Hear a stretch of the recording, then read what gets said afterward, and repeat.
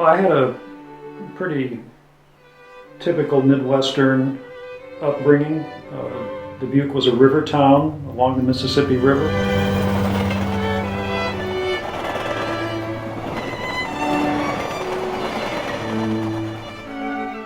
My mother was an English teacher, my father was in banking. I lived on the river in some of my spare time, fishing, hunting. And then in the summers I went to visit my grandparents on a farm, and I did the usual things a kid does on the farm, play with the farm animals, help with the harvest, learn to drive a tractor, ride the horse. So I had really an agricultural upbringing. My father also loved to garden, and we always produced our own food.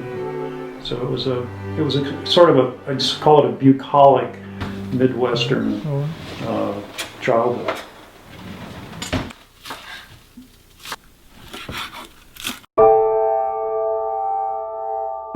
So this is Catherine Rao King, my great-grandmother, who lived on the Iowa prairie in the late 1800s. She was a pioneer woman. What is she doing in the basement? Well, she is actually in transit. She was hanging for a while, and she needs a little repair. She needs some new backing. I was very interested in poetry when I was in college, and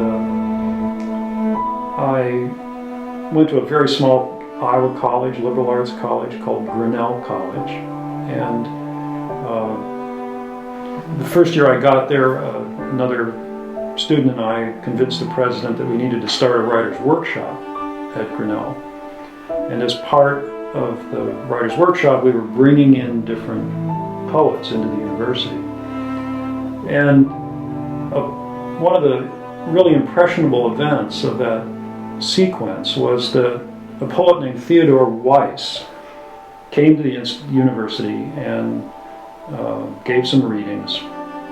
And then he and I met afterwards, and in a very personal conversation, he said to me, if I had to do it all over again, I would have poetry be my avocation, and I would study science, because there's so much knowledge being generated in science. There's so much depth and granularity there. So I took his words to heart, and a few months later I applied to Stanford for their summer program in marine algae, and I got luckily admitted to Stanford for the summer. So there's clearly a turning point in my education where somebody had a really major influence on my thinking, and it was a poet.